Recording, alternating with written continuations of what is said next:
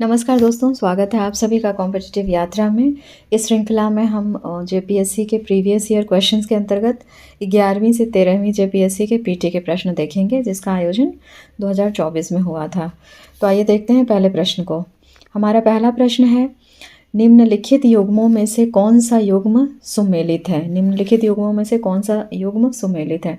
तो दोस्तों इसमें केवल ऑप्शन डी है जो एनी अनार्कस साहित्य, ये ऑप्शन ही सही है। साहित्य के क्षेत्र में 2022 में नोबेल पुरस्कार फ्रांसीसी लेखिका एनी अनार्कस को दिया गया, तो ऑप्शन डी सही है। देखते हैं अगले प्रश्न को। हमारा अगला प्रश्न है, निम्न में से किस शहर में 20 अप्रैल 2023 को आयोजित वैश्विक बौद्ध शिखर सम्मेलन संपन्न हुआ? तो इसका उत्तर होगा दिल्ली, यानी कि ऑप्शन ए। अगले प्रश्न को देखते हैं, निम्नलिखित में से किस राष्ट्र के द्वारा 2023 में भारतीय राष्ट्रपति को उस देश की यात्रा के दौरान सबसे उच्च नागरिक सम्मान the grand order of the chain of yellow star से सम्मानित किया गया? तो इसका उत्तर होगा डी अर्थात सूरीनाम। डी अर्थात सूरीनाम। अगले प्रश्न को देखते हैं, कोएलिशन ईयर्स पुस्तक के लेखक कौन हैं? तो दोस्तों इसका उत्तर होगा option B Pranab Mukherjee. The coalition years के लेखक प्रणब मुखर्जी हैं। अगला प्रश्न है, उत्तरी अटलांटिक संधि संगठन नाटो के संदर्भ में निम्नलिखित कथनों में कौन सा कथन सही है? तो इस संगठन में 42 राष्ट्र सदस्य हैं। ये कथन गलत है, क्योंकि 42 की जगह पर यहाँ पर 32 होगा, तो ये गलत है। ऑप्शन नंबर 2, इसका मुख्यालय ब्रुसेल्स में अवस्थित है, तो ये सही है, यानी कि इसका उत्तर ऑप्शन बी केवल 2 सही है होगा। अगले प्रश्न को देखते हैं, G20 के संदर्भ में निम्नलिखित कथनों में से कौन सा कथन सही है? तो देखते हैं, पहला कथन है 1 दिसंबर 2022 को भारत ने ऑस्ट्रेलिया से इसकी अध्यक्षता प्राप्त की थी। दूसरा ऑप्शन है G20 का पहला शिखर सम्मेलन 2008 के वॉशिंगटन में संपन्न हुआ था, तो इसमें पहला वाला गलत है, जो ऑप्शन 2 है केवल ये सही है, तो इसका ऑप्शन नंबर बी जो होगा वो सही होगा, सही उत्तर। अगले प्रश्न को देखते हैं, भारतीय संविधान का कौन सा अनुच्छेद समान नागरिक संहिता यूसीसी की बात करता है? तो दोस्तों इसका उत्तर होगा ऑप्शन बी, यानी कि अनुच्छेद 44। ऑप्शन बी यानी कि अनुच्छेद 44। भारतीय संविधान के अनुच्छेद 44 के अंतर्गत समान नागरिक संहिता की बात करता है। समान नागरिक संहिता सभी नागरिकों के लिए, चाहे उनका धर्म कुछ भी हो, समान विवाह, तलाक, भूमि, संपत्ति और विरासत कानूनों के लिए एक कानून ढांचा प्रदान करता है। देखते हैं अगले प्रश्न को। 2023 में संयुक्त राज्य अमेरिका में किस राज्य ने हाल में सरकारी स्कूलों में दीपावली के दिन अवकाश घोषणा की थी? तो इसका उत्तर होगा ऑप्शन डी, यानी कि न्यूयॉर्क। अगला प्रश्न है, निम्नलिखित युग्म में से कौन सा युग्म जो है वो सही सुमेलित है? तो इसमें ए बी सी ये सारे गलत हैं, और इसमें जो है केवल ऑप्शन डी जो है वो सही है। 82 वर्षीय सेवानिवृत्त लाइब्रेरियन और सामाजिक कार्यकर्ता CP कल्याण सुंदरम को वर्ष 2023 के लिए पद्मश्री पुरस्कार दिया गया था। ठीक है, देखते हैं प्रश्न संख्या 10 को। निम्नलिखित में से किस राज्य में विश्व के सबसे बड़े रेलवे प्लेटफॉर्म का उद्घाटन किया गया है? तो दोस्तों इसका उत्तर होगा कर्नाटक। इसका उत्तर होगा कर्नाटक। तो कर्नाटक के हुबली में श्री सिद्धारूढ़ा रेलवे स्टेशन, जो कि लगभग 1.5 किलोमीटर है, ये दुनिया के सबसे लंबे रेलवे प्लेटफॉर्म का उद्घाटन किया गया है। अगला प्रश्न है, निम्न में से कौन भारत के गणतंत्र दिवस 2023 के मुख्य अतिथि थे? तो ये थे मिस्र के राष्ट्रपति, यानी कि ऑप्शन नंबर बी जो है वो सही है। देखते हैं अगले प्रश्न को। हमारा अगला प्रश्न है, सूडान में फंसे हुए भारतीय नागरिकों के निष्कासन हेतु भारत सरकार द्वारा बचाव अभियान का शुभारंभ किया गया। इस अभियान का नाम था, तो इस अभियान का नाम क्या था दोस्तों? इस अभियान का नाम था ऑपरेशन कावेरी, यानी कि ऑप्शन नंबर डी जो है वो सही है। अगले प्रश्न को देखते हैं, भारतीय संसद के नए भवन को किस वास्तुकार ने डिज़ाइन किया है? तो इसका उत्तर होगा ऑप्शन नंबर डी, यानी कि विमल पटेल, है ना। भारतीय संसद के नए भवन के डिज़ाइन का श्रेय प्रसिद्ध वास्तुकार विमल पटेल को दिया जाता है। अगला प्रश्न है, निम्नलिखित में से आपदा प्रतिरोधी बुनियादी ढांचे के लिए गठबंधन CDRI के बारे में कौन सा कथन सही है? तो इसमें जो है केवल जो पहला जो ऑप्शन है भारत CDRI का सदस्य यही सही है, बाकी तीनों के तीनों ऑप्शंस गलत हैं। तो इसका उत्तर हो जाएगा ऑप्शन ए।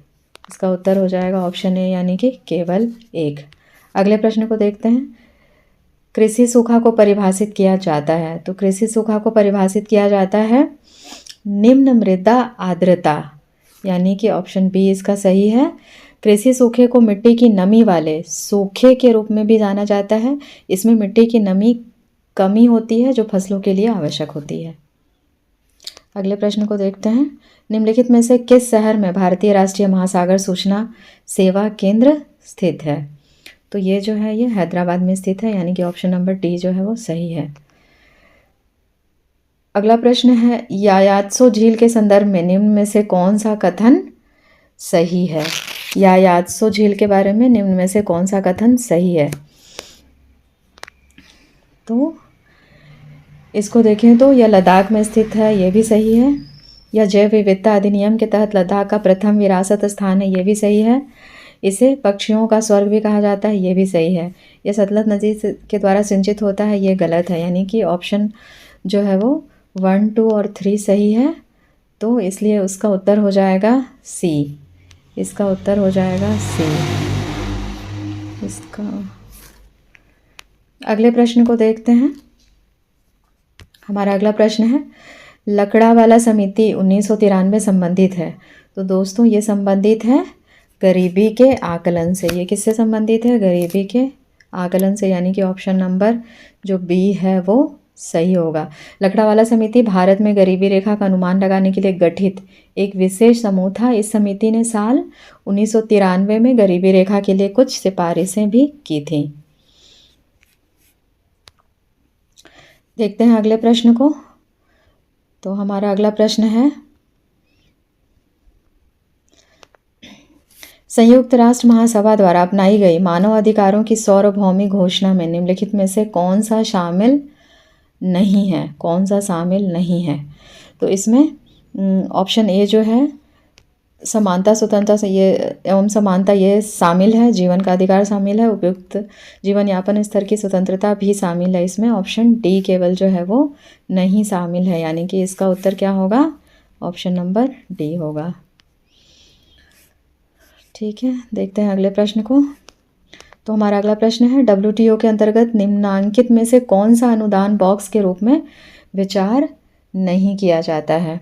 तो इसमें कौन सा होगा? ग्रीन बॉक्स अनुदान, एम्बर बॉक्स अनुदान, रेड बॉक्स अनुदान, वाइट बॉक्स अनुदान। तो इसका उत्तर होगा जो वाइट बॉक्स है, ये वाइट बॉक्स अनुदान है, ये इस पर विचार नहीं किया जाता है। अगला प्रश्न है, जलोढ़ मिट्टी के संदर्भ में निम्नलिखित में से कौन से कथन सही हैं? जलोढ़ मिट्टी के संदर्भ में कौन से कथन सही हैं?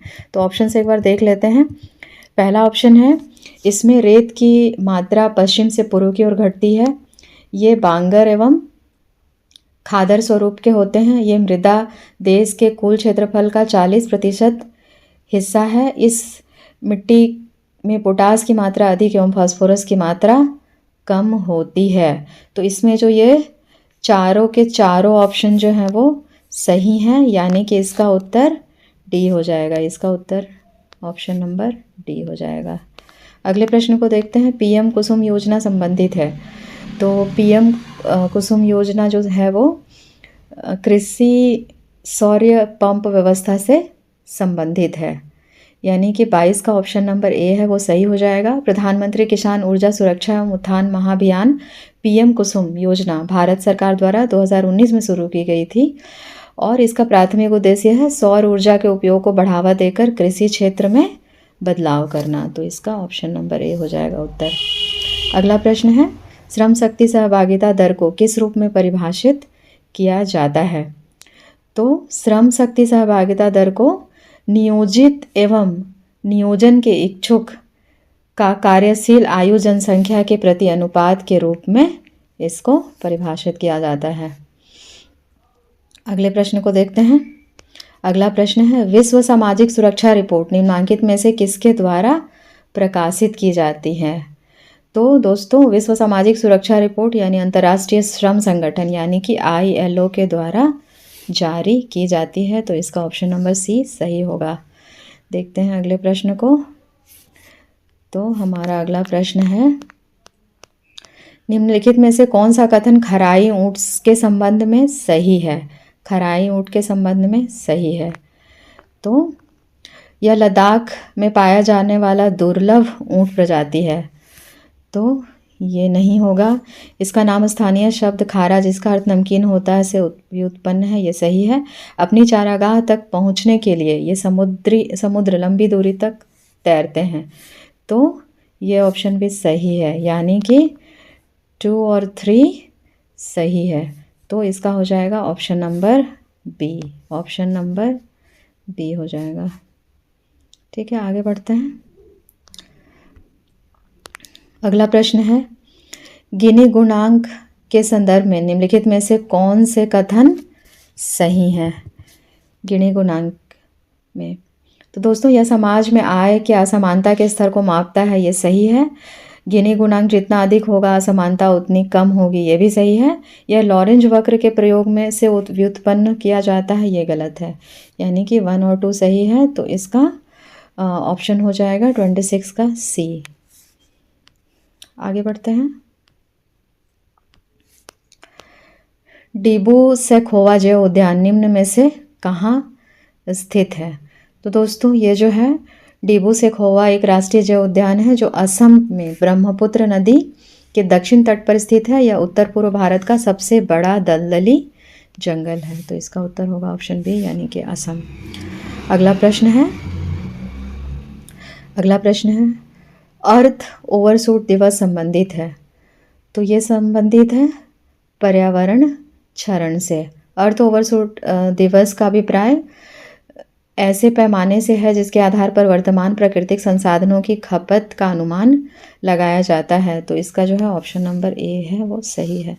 अगले प्रश्न को देखते हैं। निम्नलिखित में से किस सिंधु घाटी स्थल पर हल की खोज संबंधी टेराकोटा की प्रतिकृति मिली थी? तो दोस्तों, इसका उत्तर होगा ऑप्शन नंबर डी, यानी कि बनवाली हरियाणा में है।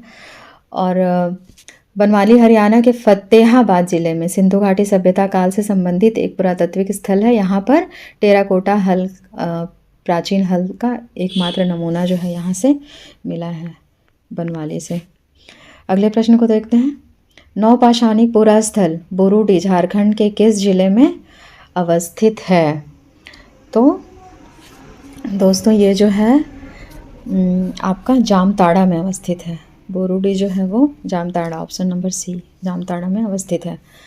अगले प्रश्न को देखते हैं। निम्नलिखित में से कौन सी प्रशासनिक संरचना आरोही क्रम में सही है? तो इसमें जो है पहले स्थानीय होगा, फिर द्रोणमुख होगा, फिर कर वाटिका, फिर संग्रहण, यानी कि ऑप्शन नंबर सी जो है इसका सही है। देखते हैं अगले प्रश्न को। तो हमारा अगला प्रश्न है, प्रभावती गुप्त शासिका थी। तो ये किस वंश से रिलेटेड थी? तो ये वाकाटक वंश से इनका संबंध था, यानी कि ऑप्शन सी सही होगा। अगला प्रश्न है, संगम ग्रंथ तुल्कापियम कार्य है। तो ये कार्य है व्याकरण पर, यानी कि ऑप्शन नंबर बी इसमें सही होगा। संगम ग्रंथ तुल्कापियम तमिल व्याकरण पर एक कार्य है, लेकिन यह उस समय की राजनीतिक, सामाजिक, आर्थिक स्थितियों पर भी दृष्टि डालती है। अगले प्रश्न को देखते हैं। मुगल मनसबदारी व्यवस्था के सुचारू संचालन के लिए कौन उत्तरदायी था? तो इसमें जो है मीर बख्शी जो है ऑप्शन नंबर सी, ये उत्तरदायी हुआ करते थे। मुगल मनसबदारी व्यवस्था के सुचारू संचालन के लिए मीर बख्शी उत्तरदायी था। अकबर ने मनसबदारी प्रणाली की शुरुआत की थी। मनसब शब्द जो है धारक के पद को दर्शाता है। मनसबदारी नागरिक और सैन्य दोनों सेवाओं के लिए थी। तो देखते हैं अगले प्रश्न को। मुगल काल के दौरान, पिछले शासन काल के दौरान ढाले गए सिक्कों को क्या कहा जाता था? तो उसको मुगल काल में कहते थे खजाना, यानी कि ऑप्शन नंबर ए जो है वो सही है। अगले प्रश्न को देखते हैं। विजयनगर साम्राज्य की राजधानी किस नदी के तट पर स्थित थी? तो दोस्तों विजयनगर जो साम्राज्य है इसकी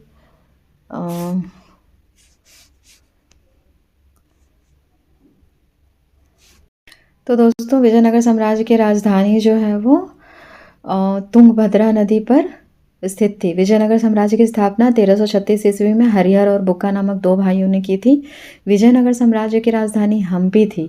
विजयनगर साम्राज्य के खंडर तुंगभद्रा नदी पर स्थित हैं। अतः इसका उत्तर ऑप्शन नंबर ए तुंगभद्रा हो जाएगा। हमारा अगला प्रश्न है, निम्नलिखित में से कौन सही सुमेलित नहीं है? निम्नलिखित में से कौन सही सुमेलित नहीं है? तो देखते हैं सारे ऑप्शंस को। तो दोस्तों हम ऑप्शंस को देखते हैं। पहला ऑप्शन है लाल महल बलबन, ये सही है। दूसरा ऑप्शन है हिंडोला महल होसंग शाह, ये भी सही है। तीसरा ऑप्शन है जहाज महल गयासुद्दीन खिलजी, ये भी सही है। हमारा चौथा ऑप्शन यानी ऑप्शन नंबर डी लाल दरवाज़ा जो है वो बीबी राजी मस्जिद से सुमेलित नहीं है। तो इसका उत्तर हो जाएगा ऑप्शन नंबर डी। अगले प्रश्न को देखते हैं।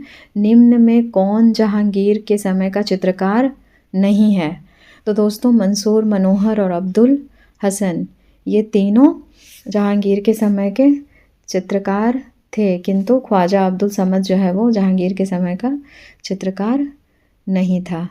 अगले प्रश्न को देखते हैं।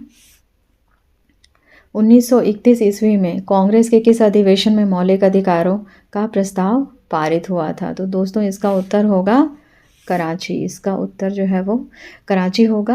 1931 में भारतीय राष्ट्रीय कांग्रेस के कराची अधिवेशन में जो है हमारा मौलिक अधिकारों का प्रस्ताव पारित हुआ था और इस अधिवेशन की अध्यक्षता जो है वो सरदार वल्लभ भाई पटेल ने की थी। अगले प्रश्न को देखते हैं। निम्नलिखित में से किसने कहा था रैयतवाड़ी एक ऐसी व्यवस्था है जो भारत में हमेशा प्रचलित रही? तो ये थॉमस मुनरो ने कहा था। ऑप्शन नंबर डी होगा इसका उत्तर। रैयतवाड़ी व्यवस्था 18वीं शताब्दी के अंत में कैप्टन अलेक्जेंडर रीड और सर थॉमस मुनरो द्वारा तैयार की गई थी और बाद में जब मुनरो मद्रास प्रेसिडेंसी के गवर्नर हुए तब उन्होंने इसे पेश किया। इस व्यवस्था के तहत किसानों द्वारा भू राजस्व का भुगतान सीधे राज्य को किया जाता था। तो ऑप्शन डी सही होगा। अगले प्रश्न को देखते हैं। निम्न में से किस समाचार पत्र को महात्मा गांधी ने नहीं लिखा था? तो दोस्तों यंग इंडिया, हरिजन, इंडियन ओपिनियन, ये तीनों महात्मा गांधी ने लिखा था, किंतु इंडियन जो मिरर है ये महात्मा गांधी ने नहीं लिखा था। तो इस प्रश्न का उत्तर है जो ऑप्शन नंबर बी हो जाएगा। अगले प्रश्न को देखते हैं। अमृतसर की संधि महाराज रणजीत सिंह और किसके बीच हुई थी?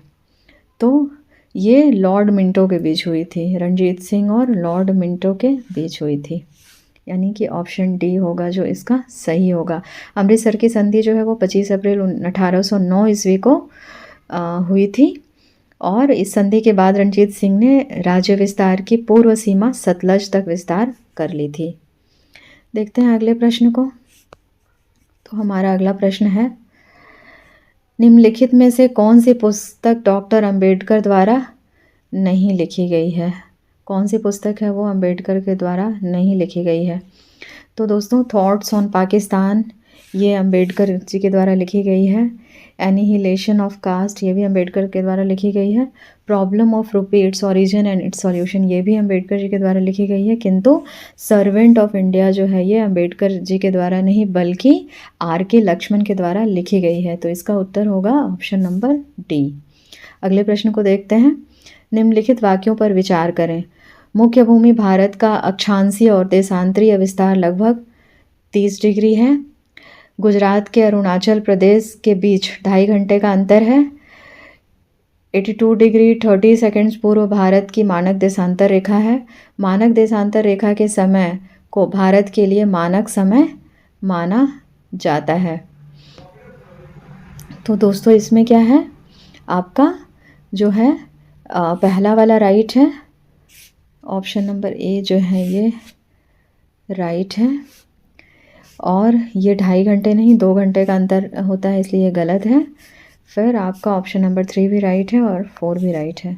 तो इसका जो आंसर होगा वो ऑप्शन बी हो जाएगा। देखते हैं अगले प्रश्न को। निम्न में से कौन से कथन सत्य हैं? कर्क रेखा भारत को 2 हिस्से में बांटती है। कर्क रेखा भारत के अंतर्राष्ट्रीय सीमा रेखाओं को 2 हिस्सों में बांटता है। भारत का पूर्व पश्चिम में अधिकतम विस्तार कर्क रेखा के साथ साथ है। भारत में सबसे पूर्वी और सबसे पश्चिमी बिंदुओं को जोड़ने वाली रेखा कर्क रेखा के उत्तर में स्थित है। तो दोस्तों इसमें केवल जो है हम लोगों का ऑप्शन नंबर जो 1 है ये सही है, और जो ऑप्शन नंबर 4 है ये सही है। तो इसका उत्तर हो जाएगा 1 और 4 यानी कि 45 का हो जाएगा डी। 45 का डी करेक्ट हो जाएगा। अगले प्रश्न को देखते हैं। निम्नलिखित में से कौन सा राज्य बांग्लादेश म्यांमार के साथ सीमा साझा करता है? तो ऑप्शंस देख लेते हैं क्या क्या है। नागालैंड, त्रिपुरा, मिज़ोरम और मणिपुर। तो दोस्तों इसका उत्तर होगा सी। मिज़ोरम जो है वो म्यांमार के साथ 510 किलोमीटर लंबी और बांग्लादेश के साथ 318 किलोमीटर लंबी सीमा को साझा करता है। अगला प्रश्न है, उत्तर से दक्षिण पश्चिम घाटों को स्थानीय तौर पर जाना जाता है। तो इसको हम लोग स्थानीय तौर पर जानते हैं सह्याद्री, नीलगिरी, अन्नामलाई और कार्डमम हिल्स, यानी कि ऑप्शन नंबर ए जो है वो सही है। ठीक है, अगले प्रश्न को देखते हैं। निम्नलिखित में से कौन सी नदी अरब सागर में नहीं गिरती है? तो इसमें जो है साबरमती, नर्मदा और ताप्ती ये तीनों गिरती हैं, किंतु जो कृष्णा है ये कृष्णा नदी जो है वो बंगाल की खाड़ी में गिरती है। तो इसका ऑप्शन नंबर ए हो जाएगा आंसर। अगले प्रश्न को हम देखते हैं।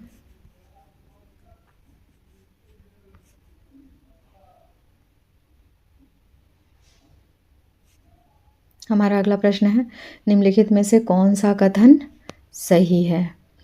तो देख लेते हैं ऑप्शंस को। भारत के पश्चिमी और मध्य भागों में गर्म और शुष्क जलवायु भागों को में बाजरा रोपा जाता है, ये गलत है। यह एक कठोर फसल है जो बार बार के शुष्क दौर से निपट सकता है। नंबर 3 है, बारानी फसल होने के कारण राजस्थान में इसकी उत्पादकता कम है। नंबर 4 है, राजस्थान इसके उत्पादन में अग्रणी है। तो दोस्तों इसमें केवल आपका ऑप्शन नंबर 2 और 3 ही सही है, तो इसलिए ऑप्शन नंबर बी जो है वो सही है। बाकी 1 और 4 जो है वो गलत हैं।